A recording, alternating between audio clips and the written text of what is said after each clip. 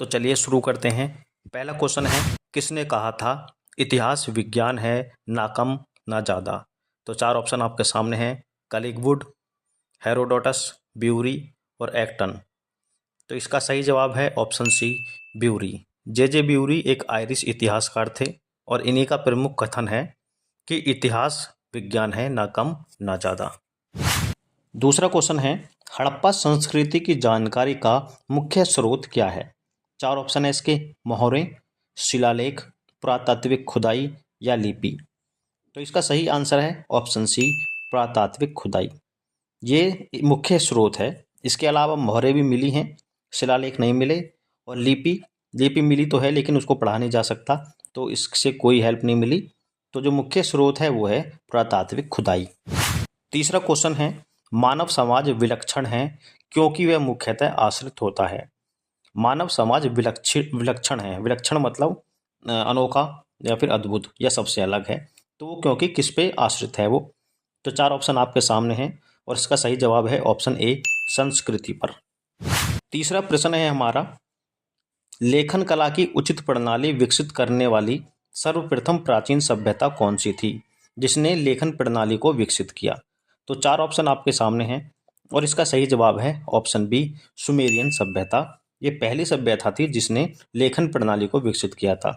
Sumerian सभ्यता बोलते हैं मेसोपोटामिया की सभ्यता को, जिसे आज इराक बोला जाता है। लगभग 4500 साल पुरानी ये सभ्यता है और दुनिया की सबसे प्राचीनतम सभ्यताओं में से एक है। इसका प्रश्न है, ददेहरी एक पर्वतीय हड़प्पीय पुरातात्विक स्थल है, वो कहाँ पर स्थित है। तो ददेहरी, देखिए चार ऑप्शन आपके सामने हैं और इसका सही जवाब है ऑप्शन बी।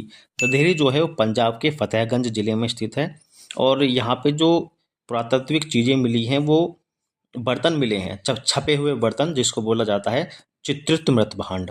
तो जो ददेहरी है ये है पंजाब के फतेहगंज जिले में है। भारत का सबसे बड़ा हड़प्पन पुरास्थल कौन सा है। भारत का सबसे बड़ा हड़प्पन पुरास्थल कौन सा है, इन चार ऑप्शन आपके सामने हैं और इसका सही जवाब है ऑप्शन डी, राखीगढ़ी। राखीगढ़ी सबसे बड़ा पुरातत्व स्थल है हड़प्पा सभ्यता का, जो कि हरियाणा के हिसार जिले में है। लगभग 550 एकड़ में ये फैला है। तो सबसे बड़ा तो है राखीगढ़ी और सबसे छोटा कौन सा है, तो सबसे छोटा है लोथल, जो कि गुजरात में है। तो ये ध्यान रखना, सबसे बड़ा कौन सा है, राखीगढ़ी हरियाणा में है और सबसे छोटा लोथल जो कि गुजरात में है। प्रश्न नंबर 7 है, कौन सा हड़प्पीय नगर 3 भागों में विभाजित था। तो चार ऑप्शन आपके सामने हैं, लोथल, कालीबंगा, धौलावीरा और सुरकोटदा।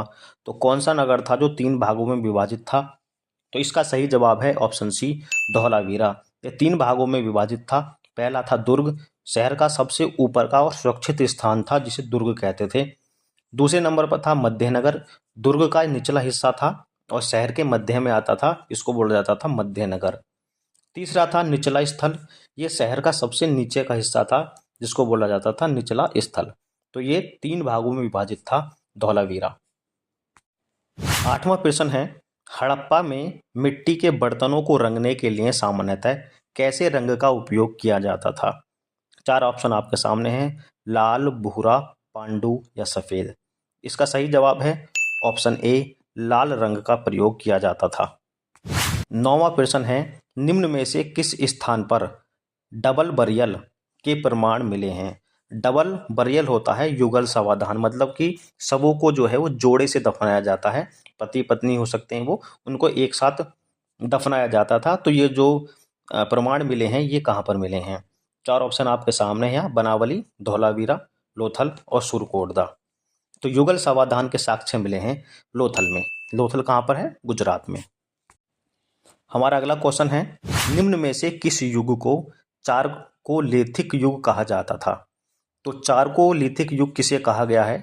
तो चार ऑप्शन यहाँ भी आपके सामने हैं, पुरापाषाण युग, नवपाषाण, ताम्रपाषाण या लोहा युग को। तो इसका सही जवाब है ऑप्शन सी, ताम्रपाषाण काल को बोला जाता था चारकोलिक युग, क्योंकि इस युग में तांबे के हथियार और तांबे के औजारों का इस्तेमाल किया जाता था। तो सही आंसर ऑप्शन सी है, ताम्रपाषाण। अगला प्रश्न है हमारा, किस स्थान पर मानव शवों को उनके साथ कुत्ते को दफनाया जाता था। मतलब मानव के साथ साथ उसका जो कुत्ता होता था उसको भी कब्र में दफनाया जाता था। तो चार ऑप्शन आपके सामने हैं यहाँ। तो इसका जो सही जवाब है वो है बुर्ज होम, ऑप्शन बी। तो बुर्ज होम में मानव के शवों के साथ उनके कुत्तों को भी दफनाया जाता था। ये श्रीनगर में है बुर्ज होम, और भारत का सबसे उत्तरी तरफ पुरातत्विक स्थल है। भारत का सबसे उत्तरी पुरातत्व स्थल भी है बुर्ज होम, जो कि श्रीनगर में है। अगला प्रश्न है हमारा, प्रागैतिहासिक काल का कौन सा स्थल ताम्रवती के नाम से प्रसिद्ध है? तो ताम्रवती किसे कहा जाता है? 4 ऑप्शन आपके सामने हैं, और इसका जो सही जवाब है वो है ऑप्शन सी, अहाड़। अहाड़ ये राजस्थान के उदयपुर जिले में स्थित एक प्राचीन सभ्यता स्थल है। इसको ताम्रवती और धूलकोट भी कहा जाता है, ध्यान रखना। अहाड़ को ताम्रवती और धूलकोट कहा जाता है। ये राजस्थान के उदयपुर में स्थित है। देखिए, ये हमारा पहला वीडियो है सिंधु घाटी सभ्यता के बारे में। तो इसी तरीके से हम जो थोड़े टफ क्वेश्चंस हैं उनको भी लेंगे, सभी चैप्टरों की प्रैक्टिस इसी तरीके से करेंगे। तो आप हमारे चैनल को सब्सक्राइब जरूर कर लीजिएगा। तो नेक्स्ट प्रश्न है हमारा, लाखा ज्वार नामक शैल चित्रकला किस चट्टान पर मिलते हैं? तो लाखा ज्वार नामक जो शैल चित्र हैं वो कहाँ पर मिलती हैं, किस चट्टान पर मिलती हैं? 4 ऑप्शन आपके सामने हैं, और इसका सही जवाब है ऑप्शन बी, भीमबेटका की चट्टानों पे। तो आप लोग मुझे कमेंट में लिखकर बताइएगा कि भीमबेटका की गुफाएं, चट्टानें जो हैं वो किस राज्य में स्थित हैं, कमेंट करके जरूर बताइएगा। हमारा अगला प्रश्न है, किस सैंधवकालीन स्थल से एक ही गुफा में 3 मानव कंकाल मिले हैं? एक ही गुफा मतलब एक ही गुफा नहीं, एक ही कब्र में, एक ही कब्र में 3 मानव कंकाल मिले हैं। तो इसके 4 ऑप्शन आपके सामने हैं, और इसका जो सही जवाब है ऑप्शन सी है, मैदहा। मैदहा ये एक पुरातात्विक स्थल है सैंधवकालीन, और जो कि उत्तर प्रदेश के प्रतापगढ़ जिले में स्थित है, मैदहा। तो यहाँ पे एक ही कब्र में 3 कंकाल, मानव कंकाल मिले हैं। और हमारा आखिरी प्रश्न है, इंदिरा गांधी मानव संग्रहालय कहाँ पर स्थित है? तो 4 ऑप्शन आपके सामने हैं, गुवाहाटी, बस्तर, भोपाल और चेन्नई। तो इसका जो सही जवाब है वो ऑप्शन सी है, भोपाल। इंदिरा गांधी मानव संग्रहालय भोपाल में स्थित है। तो इस वीडियो में इतना ही था। यदि ये वीडियो आपको पसंद आई हो तो वीडियो को लाइक और चैनल को सब्सक्राइब जरूर करें। ऐसे ही वीडियो देखने के लिए हमारे साथ बने रहिए। धन्यवाद।